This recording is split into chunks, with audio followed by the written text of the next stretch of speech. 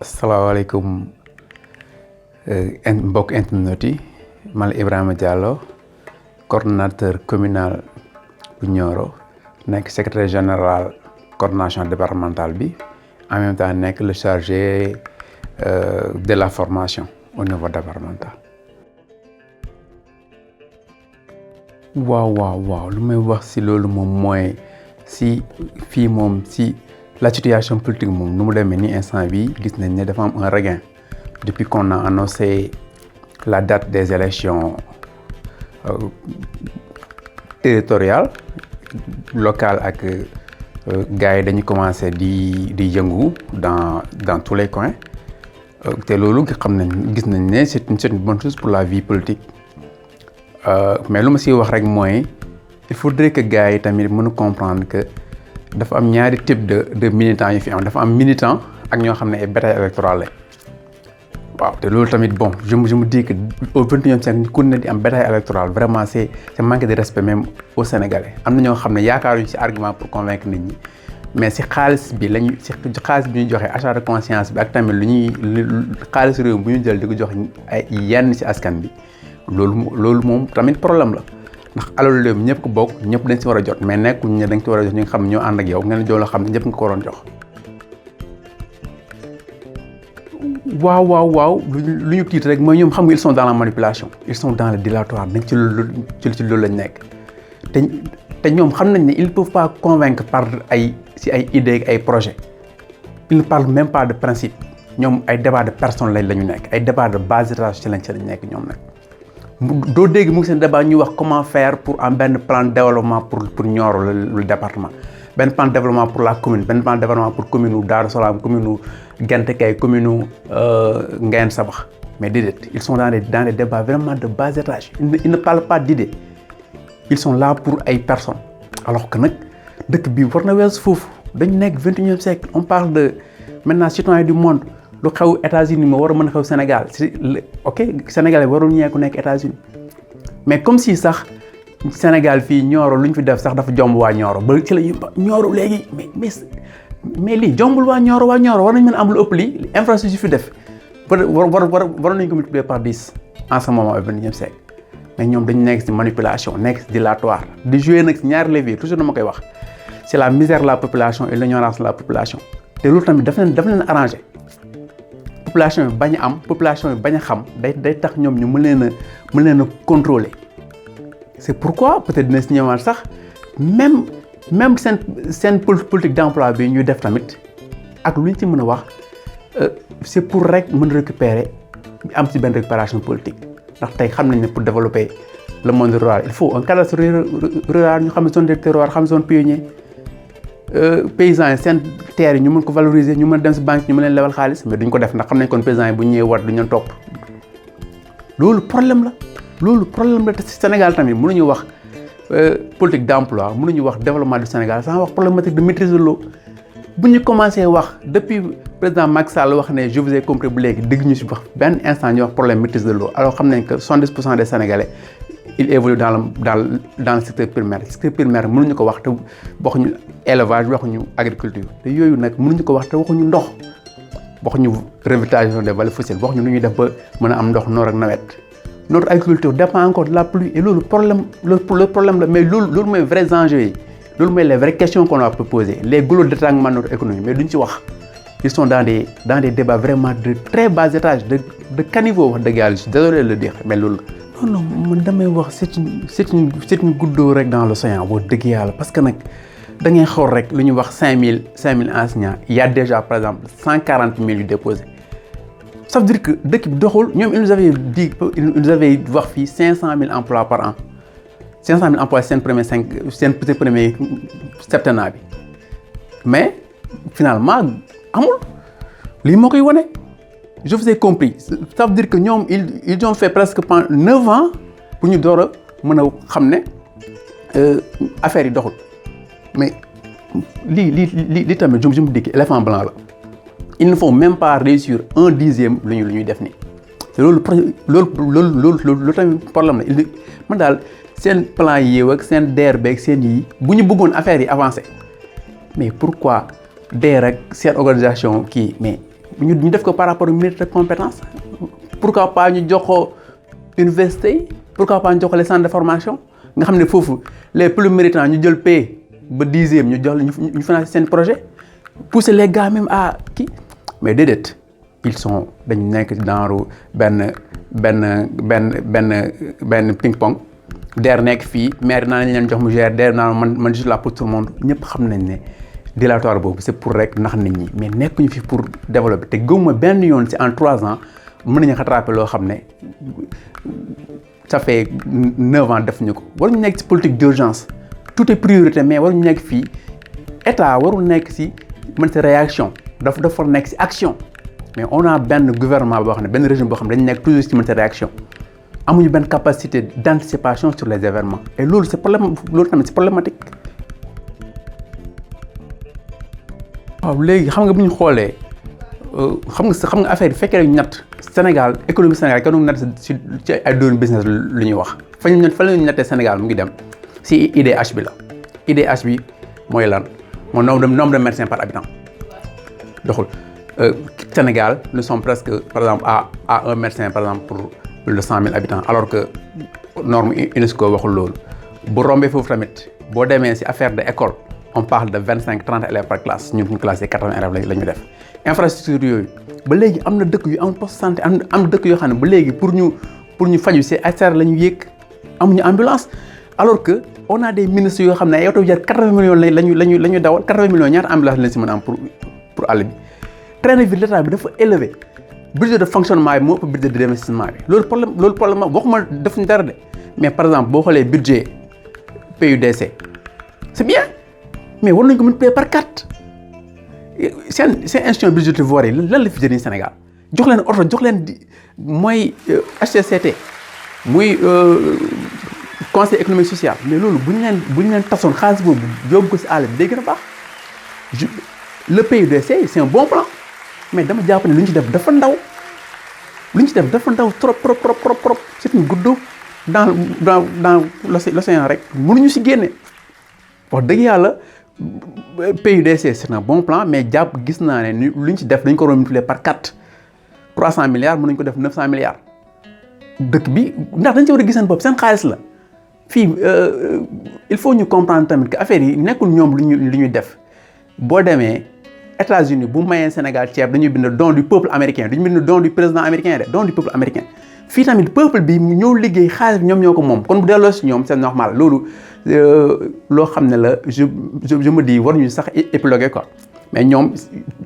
ils donnent l'impression que ñoom ñoo may xaalis bi ñoo ko liggéey déedéet c'est la de tous les Sénégalais te ñëpp ñoo si war a jot loolu dañ 21e siècle dañu waroon ruus sax naan fii am na ñii am nañ ndox ñii am nañ courant loolu dañ ko waroon mën a weesu. c'est vrai que politique bu ñu fekkal depuis son temps mais ñoom tamit dañ ñëw gën ci taxaw wax dëgg yàlla loolu tamit je dis que PUDC c'est un bon plan mais am na yenn xaalis muy dugg war nañ ko indi ci PUDC pour mu gën a développer zone rurale yi ak yooyu. non ñun nag waxuñu couverture maladie universelle ñun dañuy wax assurance maladie universelle parce que. ni ñuy doxal ni seen couverture maladie universelle bi je me dis que baaxul mais buñ defoon assurance parce que tamit on ne peut pas avoir état de providence yooyu mënatul nekk léegi on parle de diminuer subvention yi mais ñoom ni ñu defee couverture maladie universelle bi nii dafa des ñun dans notre programme jot na dañ ne assurance maladie moo gën couverture maladie bi ñuy wax nga xam ne c'est couverture à peine voilée la parce que tey da ngay dem ñu ne la garab yi amoo ko li ni da nga ko jënd c'est comme le plan Sésame rek nu mu waroon doxee dëggantaan doxewul noonu mais nag jàpp naa ne bu ñu defoon assurance maladie temps boobu la affaire yi doon gën a dox mais nii couverture maladie universelle bi ce n'est que doonoo tamit waaw loolu tamit daal gis naa ko ci loolu. ah waaw bien sûr parce que ñun tamit bon ñoo ngi liggéey pour loolu ñoo ngi am tamit benn feedback par rapport ak copie bi luy wax mais tamit ñoo ngi feedback par rapport à la base dama bëgg tamit wax benn affaire les autres essaient de nous mettre benn carcan naan non élection locale ça n'a rien à voir avec Sonko ki nga mën a àndal ngay àndal ñun mënuñu àndal koo xam ne nekk def na fi 9 ans deful dara si dëkk bi mënuñu ne ñun opposition lañ pare ñëw di ànd ak koo xam ne mu ngi ci régime bi déedéet mën nañu ànd de mais ku ñuy àndal du nekk koo xam ne ci benn bokk yaakaar la bokk loolu moom c'est à écarter ñun nag dinañ si dem suñu bannière wala si bannière keneen mais dinañ dem ci élection locale yi loolu moom je peux mën naa ko wax dinañ dem ci élection locale yi en coalition wala nous seuls loolu c'est futur bi nañu édifier mais daal du ñu ànd ak waa Benno Bokk Yaakaar ak ku si mën nekk nag kii tànn na kii jub na loolu ay naxaate kese la kii local bokkul ak présidentiel mais loolu day am benn incohérence par rapport suñu démarche dinañ ànd ak ku nekk ba mu des waa Benno Bokk Yaakaar même si tamit local la tamit. waaw mais lu la wax mais dama ne cohérence pour cohérence rek par exemple mënu ma ne régime Macky Sall ni ñuy doxalee baaxul régime bii fi nekk ni ñuy doxalee baaxul ba pare man ñu gis ma ànd ak benn leader local naan kooku lu muy def baax na non soit tànk bi day taal dëkk wala mu banku ñun daal dinañ ànd ak képp koo xam ne yaakaar nañ ne war na mën defal dëkk bi mais ba mu des waa Benno Bokk Yaakaar même si tamit laata tamit il faut dire am nañu nekk ci Benno Bokk Yaakaar boo xam ne xam nañ ne ñu ngi abattre benn travail de titan pour dëkk bi avancer loolu dañ koy wax mais tamit logique pour logique rek par exemple logique pour logique rek kon nag bu ñu dugal ci cadre boobu naan ñu élection locale la vous n'avez pas besoin de respecter les principes du parti mën ngeen dem nekk ñu ci cadre boobu nous sommes des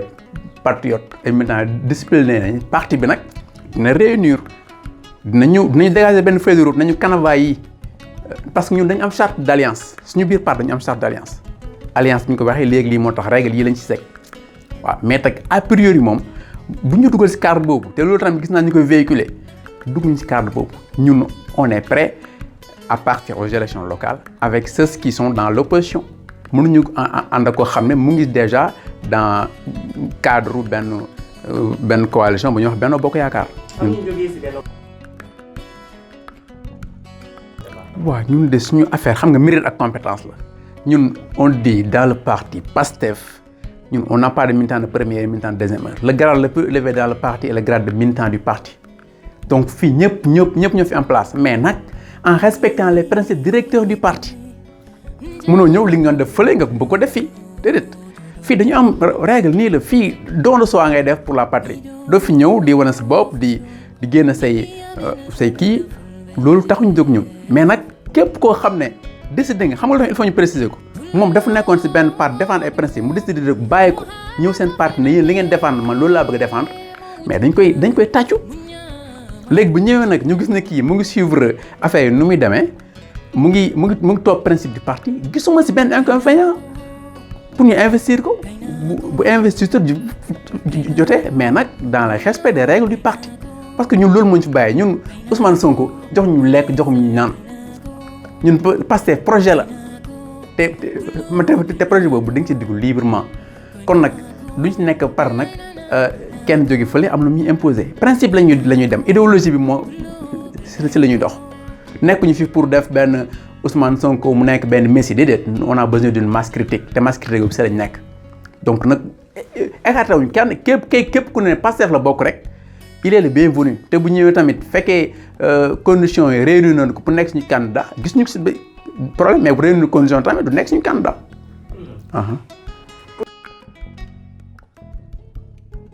ñu ngi siy liggéey nag ndax a priori gars yi foofu la ñu bëgg a keppee quoi parce que dañu naan yéen vous n'avez pas les moyens pour dem dans les élections locales là parce que ça demande des fonds waaw mais lu ñu mën def dinañ ko def. lu ñu mën def nañ ko def waxuma ne dinañ mën a investir dans les 152 communautés ou bien fii nii dans les 15 communes du département mais ñu ngi siy liggéey te ñun suñu parti bi militant ñoo koy financé nekkul kenn moo jógee fële indi ay milliards am nañu def leen lii déedéet ñoo ngi si réfléchir te le moment venu dinañ dégager suñu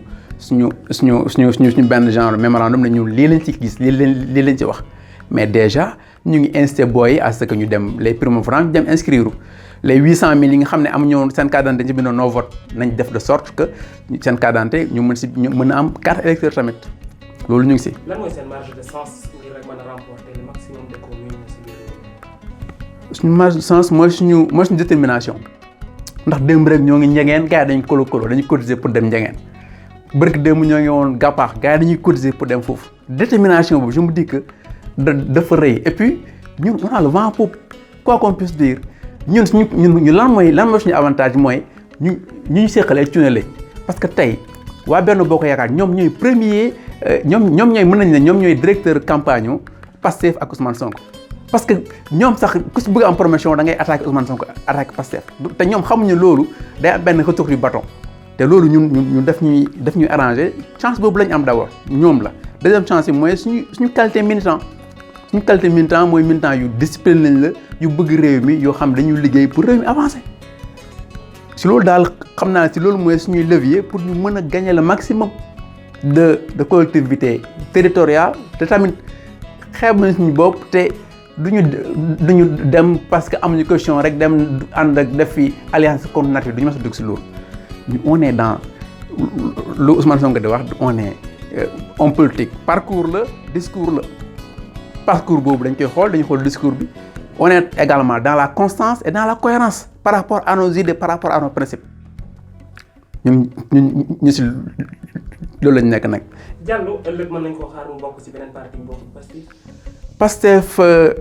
non loolu de je ne vais pas wax temps boobu yóbbu leen ma VAR mais je n'imagine pas Diallo demee dem bokk si benn parti boo xam ne nekkul Pastef la moo tax parce que lu ma gis Pastef gisuma ko si benn parti wax dëgg yàlla je suis là je travaille pour la massification du parti et jàpp naa tamit bépp leader bu nekk si Pastef dans le département dans la commune si loolu ngay liggéey et puis ñun équipe lañ quoi nekkuñu fii def culte la personne kenn mooy ñëw fii nekk maire wala nekk président gars yi di ko jaamu fii ñun d'ailleurs on a du mal à reconnaître qui est qui et qui fait quoi nekkuñ si cacophonie nekkuñ si benn auberge espagnole mais c'est parce que équipe la on est complémentaires. Quelles que soient les frustrations yàlla défendre les idéologies du Pastef. naturellement et puis nañ jàpp ne VAR am na te bëgg ma suba samay doom taxaw ñuy VAR seen papa wax dëgg yàlla loolu moom Cheikhou bëgguma mu am suba quoi. ñu ngi lay remercier tamit Cheikhou gis nañ travail bi ngay abattre pour vitalité intellectuelle bi fii à Nioro mën a taxaw gis nañ travail bi ngay abattre pour la vie politique à Nioro gars yi mën a xam qui est qui et qui fait quoi gis nañ tamit effort yi ngay def pour au moins sénégalais yi ba droit à l'information mën a jàll parce que tamit loolu dafa manqué woon il faut que ñu démocratiser affaire yi il faut que ñu démocratiser affaire yi comment démocratiser affaire def de sorte que sénégalais yi ñëpp gis seen bopp par rapport à la presse yi bañ a nekk fii pour ñenn ñi rek loolu tamit dafa am solo trop parce que il faut donner la parole majorité minorité ñi nga xam ne am nañ fës nañ ak ñi nga xam ne fësuñu te loolu gis naa ne yaa ngi si tànk boobu waaw yaa ngi jéem a tëddee njaaxaanaay lu yombul nag léegi lu jafe fii parce que on est à époque boo xam ne dañu am mercenaire de micro am mercenaire de la plume te gis naa ne nekk ko si cadre boobu yaa ngi jéem métti na trop mais yaa ngi koy jéem di jéem équilibré di jéem a def fi nga def vraiment ñu ngi lay sant de la gërëm ce n'est pas pour te jeter des fleurs mais loo xam ne lu ma gëm la bu ma gënoon tamit dama koy wax parce que tamit conscience libre nga mais man tamit je pense conscience libre la fierté tamit ma ñëw jàkkaarloo yoo nga may interview nii parce que tamit bon xam lii nii mënuma bett ci yow parce que au moins j'ai eu à yoro la en terminale jàngal la xam naa ne loolu tamit depuis boobu gis naa si yow ay affaires yoo xam ne dama lay wax rek rendez-vous au sommet ndax yaakaar naa ne fii nga nekk di nga ko multiplier par 3 incha allah maa ngi sant na gërëm